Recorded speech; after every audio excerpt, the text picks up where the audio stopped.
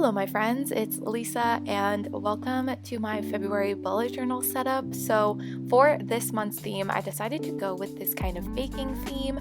I've wanted to do a baking theme for quite a while, I just never did it. So, I decided that now would be a good time. It feels, for some reason, very fitting to do it in February. I don't know if because I feel like baking and like Valentine's Day like go together. I'm not quite sure why my brain connects the two, but it felt like a fitting time to do this theme. So for this title page, I kind of wanted to do something similar to my September bullet journal setup from last year, where I kind of did a bunch of little doodles kind of going across the page. And so that is what I decided to do, and I'm drawing a bunch of different like baking related doodles. So for all the different doodles that I'm doing on the title page and kind of throughout these spreads, I decided to do like a muffin tin or like a cupcake pan, I guess, some icing bags, a little like KitchenAid, a mixer, a spoon, a rolling pin, a bowl, just like a normal bowl, some oven mitts, a little egg because I thought that that was cute, a bag of flour, and a whisk. And those are kind of all of the doodles that I do throughout all of these spreads. And I really like the way that they kind of turned out. I really like the color scheme. It's very like pastel and just very much like my vibe. I did like mostly pinks, purples, and yellows with a bit of like gray and like tan thrown in there. I just think it looks really nice. I really love like the muted pastel kind of vibe. And then for the lettering, I wanted to do something a little bit more simple because of all the colors and doodles. So I just went with this really like simple, thin kind of bubble letter type of look. That was kind of the vibe I was going for. And then I'm just adding some stars and some dots to kind of fill in that empty space between the doodles. And then that is the title page complete. So now we're moving on to my calendar spread, and for the actual calendar, I'm drawing it with this really light gray marker that I have. I decided for a lot of the boxes and kind of anything that was like the lettering, I decided to use this kind of softer gray marker or like another gray marker that's slightly darker, just because I thought that the kind of black micron markers that I normally use for any lettering or lines or anything like that would be a bit harsh compared to all of the like pastel colors and stuff that I was using. So I really like the way that the kind of gray markers and everything look. It looks very nice and not too harsh or anything. So yeah, I just used the light gray marker for the boxes for the days of the month.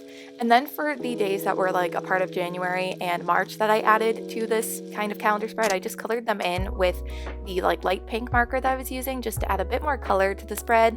And then I also go in with the yellow marker to do the headers for the days of the week at the top. And then I also go in and label each day as well, as you would do with a calendar.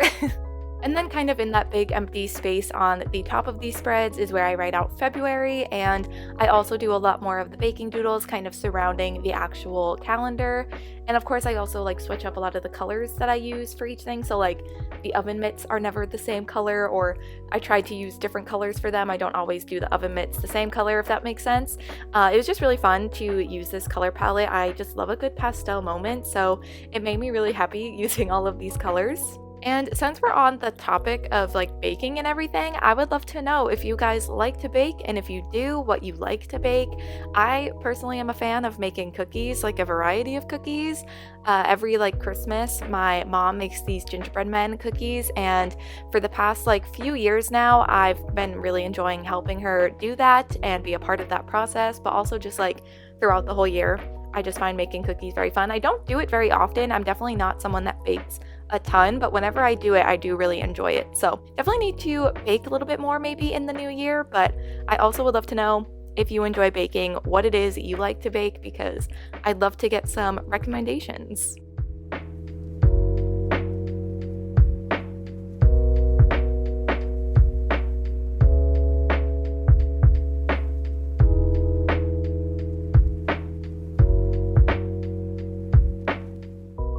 So with some quick little gray stars and dots to kind of scatter throughout the page, that is the calendar spread done. So now we're moving on to my habit tracker spread. So for my habit tracker this month, I decided to do something a little bit different from what I normally do. So I saw this picture that got put onto my Pinterest homepage, and I just really liked the way that this habit tracker looked. So that is kind of what I decided to do. I didn't go in and label each box with like the day of the month. I just know that like each box is each day of the month, if that makes sense. So I'll just go in and make a little dot when I've done that habit, and I just really like the way that it looks. I feel like it's a bit different from what I normally do. I normally do like little calendars for my habits and kind of just fill in the dot for the corresponding day when I did that habit, but I like this look. I think it is fun. It's a little bit different from what I normally do, so that's always fun. It's fun to try different things, especially because I feel like sometimes with my bullet journal I can get so in the habit of doing something a certain way, and then I don't want to really change it up. Even if it works, that's fine. We like it when things work out and we want to continue to do things that way, but something like this, I do think it's fun to kind of switch it up every once in a while because I might find something I like more. So I'm excited to try out this little layout for my habit tracker this month. And I once again am going in and doing more baking doodles kind of in the empty space surrounding this page. And of course, again, the gray stars and the gray dots just to kind of fill in some empty space. And yeah, I'm really happy with how this turned out. I'm really excited to see if this layout works for me.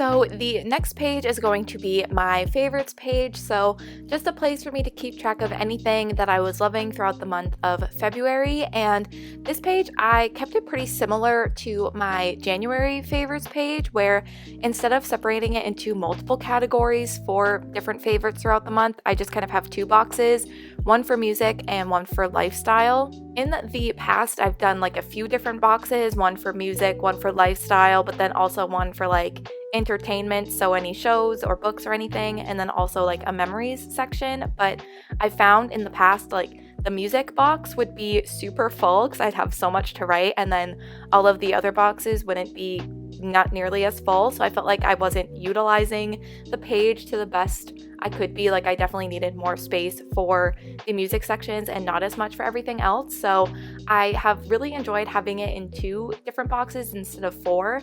We'll see if this is how I continue to do it. I definitely want to switch up how I do this page. This is one of those pages where I still am not quite sure exactly how I want to do it. I just know I like having a page like this in my monthly setup. So we'll see if this is what I stick with, but I do really like it and I'm excited to see it fill out throughout the month. But yeah, those are my habit tracker and my monthly favorite spreads done. And now we're already on to the weekly spreads. It's been super strange, I feel like, this year because I have set up my journal a little bit differently, where in my monthly spreads, I'm not keeping track of what I've read and what I've watched because I have spreads at the beginning of the journal where I keep track of those things, so I'm not doing it by month. And this month I didn't do a mood tracker, which I have found I don't love, or a brain dump page. I didn't have one of those either. It's just been very strange. I feel like there's not as many spreads, so I'm gonna have to experiment throughout this year, see what I want to add or take out. But yeah, we're already at the weekly spreads, and again, I'm keeping these very simple. I just showed me setting up this first week. So this weekly setup is a very similar layout to what I've done the past few months. I just kind of separate the page into 8 different boxes. 7 of the boxes are going to be for each day of the week. And then in the 8th box, I've kind of changed it up. So like for January last month, I did a little note section in that 8th box, in that 8th little area. But this month I decided to do another like mini calendar. So at like a quick glance, I can just see what February kind of looks like and where like in the weekly spread, what like day of the week we're in. I can kind of see like on that weekly spread where in the month we're at, if that makes any sense. And also just seeing a little calendar is just really cute. It's not so fun to fill out 4 different times for each week, but it is really cute. And then I also like highlight which week this weekly spread is corresponding to, if that makes any sense. And then of course I'm adding some more little baking doodles kind of surrounding the page. And yeah, that is my weekly spread. I kind of show an overview of what all of the weekly spreads look like so you can see them all. And yeah, very happy with this setup. I really do like this layout.